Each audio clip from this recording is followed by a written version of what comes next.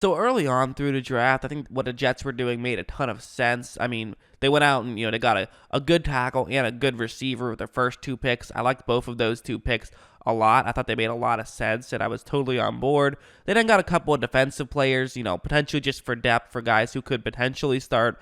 So again, nothing really surprising there. They also picked up a running back in the fourth round, perhaps someone who could play behind Le'Veon Bell, who definitely is getting up there in age. But with their 125th pick, also in the fourth round, probably one of their biggest surprises of the draft was getting James Morgan. Definitely something that was a bit shocking, I think, and not necessarily something I thought they were going to necessarily do. I mean, obviously, it seems clear that Darnold is the guy. It's not like they're replacing Darnold with him. A backup quarterback is very valuable. It was a little bit surprising. I think a lot of people thought that maybe Jake Fromm would have gone ahead of him, which was part of the surprise. But at the end of the day, I like this guy. I think he's a good backup quarterback. And I think that, listen, I defended getting Jalen Hurts in the second round because I think that's still good value for a good backup quarterback. So definitely, with the 125th overall pick, getting someone you feel like could be a good backup quarterback, it makes a lot of sense to me. I definitely like this pick. And let's just get into what I like about Morgan. The main thing is his big arm. And quite frankly, I think it's been a clear sign that the Jets, they want to be able to throw the ball deep this year. They want to be able to go deep this year. I mean, Darnold has a big arm, so why not go out and get a backup who can play kind of similarly? I mean, they also went out and drafted Mims, a really good deep ball receiver. And here's a good play of him having a big arm where it's going to be a cover one play, and that's the receiver he wants to hit running a go route. It's towards the sideline, and on a cover one play, this is the kind of route that can absolutely work. This is where you want to throw the ball to on a cover one. This is a good time to take a shot, especially you're at midfield. It's first down and 10. Definitely worth taking a shot here. And so the ball is snapped. That's what he's going to do. And if you notice, there definitely is some separation right here. This is pretty good, but it's also very far down the field as well. We're talking 30, 45, or 35 to 40 yards down the field. So, it's not super easy to have this be very accurate, but he makes a pretty accurate throw, and they're able to get the completion. You could argue it should have been a little bit further deep. I definitely think I would argue that. That's kind of one thing that I've noticed that's probably his problem on deep balls. As big of an arm as he has, he seems to underthrow these a lot, not because he can't throw it far down the field. He can. He just sort of doesn't totally get the timing right, but at the same time, sometimes it's better to underthrow than overthrow because you can at least have an opportunity to make those plays, whereas other times, I mean, you want to be able to make sure that you either throw it too far so that it's incomplete or throw it perfectly far so that it's a catch and make sure that you don't. So, there's arguments he made for both sides, but he definitely does have a tendency to underthrow those deep balls. But as a whole, he has a very big arm, and he can make them, even if he does have a tendency to underthrow them from time to time. I might have said overthrow a second, but I meant underthrow. Anyways, here's another example of it where it's going to be zone coverage.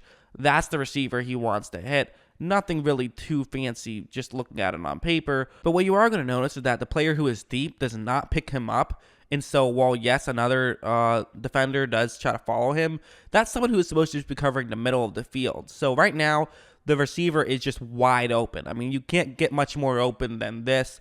Morgan, he does make this throw good enough that it's able to be a touchdown. Again, kind of could have gotten there a little bit quicker. It took him a little bit longer to actually make the throw itself, which kind of allowed for this to happen. You would like to see him make that one a little bit earlier. Also put a little bit too much air under it, I think. But at the end of the day, I am nitpicking. He threw a 30-yard touchdown. I'm not going to complain about that too much. That's kind of what he can do. And, listen, I mean, if you're a fourth-round pick, you're not going to end up being a superstar. That's just the reality of the situation. But at the end of the day, you want a backup who can come in and go 2-2 in a 4-game stretch. That's the whole idea of a quality backup. When Mahomes went down, Matt Moore was able to play well in a victory against Minnesota, and because of that, they still maintained the number 2 seed and were able to eventually go on and win the Super Bowl. Whereas if he didn't win that game, if maybe the backup situation was terrible and they lost every game, they didn't have Mahomes in, then they would have been the number 3 seed. They wouldn't have had to bye, and bad things can happen. That's kind of the idea with having a good quality backup, is they can, just go in and try to keep the team afloat. You're not expected to be able to go win a Super Bowl with a backup. The Nick Foles situation very, very rarely happens. But is Morgan someone who can go 2-2 in 4 games? I think so. And I think that, having a decent deep ball, and I think a pretty good deep ball actually, despite the couple of not great plays I showed you, just good plays I showed you, I do think that he can definitely, he can will you to a couple of wins potentially, which a lot of other backups can't. I also think he's a pretty good athlete. He's a pretty good runner with the football. He can make good. This play, for example, it's going to be an option play. He either hands the ball off or he keeps it himself and runs up to the top half of the screen. And the way these option plays work is it all depends on that defender right there, the edge rusher. What they do is you leave that guy unblocked right here. And the reason for this is that he's going to have to do one of two things. He either crashes in to try to make sure he stops the run, and if he does that, then the quarterback keeps it himself and runs up and tries to run around him. If that defender stays too far out where the quarterback doesn't feel like he can run around him, well, then he just hands the ball off to his halfback, and now that player is out of position and you don't have to block him, so you can use all your blockers on other guys. So either way, you're getting an advantage here, and that's sort of the advantage of an RPO, is it can either give you an extra blocker or it can just allow your running back or your quarterback to run for some yards. And right after the ball is snapped, you notice that, okay, clearly that defender is crashing in, and clearly the quarterback feels, James Morgan, feels that he can keep the ball himself and run around. So that's what he's going to do. He does keep it himself, and he's able to run in for a touchdown. And that's just, that's just the right decision to make right there. And I think that those decisions are sometimes a little bit tricky because, again, they don't get to stop it and realize what's going on. They have to make these decisions in real time.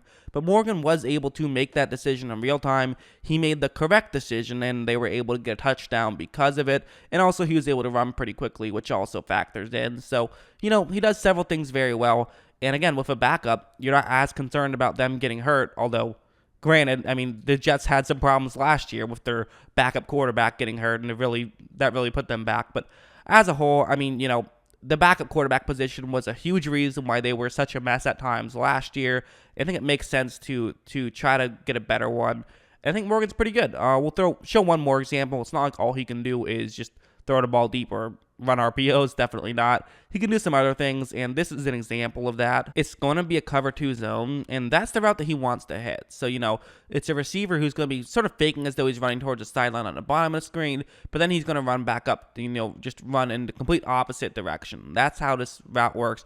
That's what he wants to hit. It's a good route against a cover 2 man because the two safeties are staying deep, and with man coverage, all he has to do is beat that one-on-one matchup, and he will get open, basically. And so after the ball is snapped, the route's going to work out pretty decently well. He's about to cut and get open, but really I like this throw. This is a very accurate throw. Watch how he throws it exactly to where the receiver can make the grab and then try to pick up as many yards after the catch as possible. Just a good throw by Morgan. And again, I think that he can make those accurate throws over the middle for sure. His deep ball is definitely why they drafted him. That's his biggest selling point, but he can do a couple other things pretty well as well. I think he's a solid player. Again, if they drafted him with a second-round pick with the idea of him being a starter, I would not like this move. I don't think he's a starting-level talent, but can he be a decent backup? Can he come in and win you a couple games? I think so. I think that this makes a lot of sense to me. I don't hate this move at all to try to pick up a solid backup. I really don't. I think it's interesting because, trying to get a solid backup quarterback, it's tough to do. It actually is pretty difficult to do. You pretty much either have to go out and pay a quarterback, pay a veteran solid money, and even with those veterans, you kind of know what you're going to get, and they're never really going to be spectacular. But if you go out and you just draft someone, there always is that option that you just drafted a Tom Brady of the draft, Probably not, but you at least have that option. And more importantly, you're just getting somebody who can be cheaper and who can still fill that backup role. So there is a lot of logic in drafting somebody. I don't think he's the best quarterback in the draft, for sure I don't. But at the end of the day, I do think he's very talented, and I think he's someone that I think this is the correct decision for the Jets. Worst case scenario, you spent the 4th round pick on someone who doesn't play this year. Actually, that's the best case scenario. You don't want him to play this year. You want Sam Darnold to start every game. So that's what you hope. But if Darnold does end up going down for a couple games, like he did last year, you need someone who can keep the ship afloat. And clearly, they needed somebody. Last year, they were one of the most boring teams to watch without Sam Darnold. And so adding James Morgan, I think, could be very helpful. So that's just my opinion. What do you guys think of this decision? Do you like this move? Well, actually, I want to change the question a little bit. What do you think about just drafting backup quarterbacks as a whole? Do you kind of think the strategy should be go out and sign an Andy Dalton or Jameis Winston? Do you think that you should draft a backup quarterback? Or do you think backup quarterbacks aren't that important because if your quarterback goes down for a long period of time, you're probably screwed regardless? I think that those are pretty much the three camps that I see people in. I'm definitely in either one of the first two. I think backup quarterbacks do matter, and I think if you can get a good one through the draft, it's worth it. I also think it's worth paying a backup quarterback some money because I think they can be very valuable. But that's just my opinion. What do you guys think? Let me know in the comments below. And of course, as always, thanks for watching.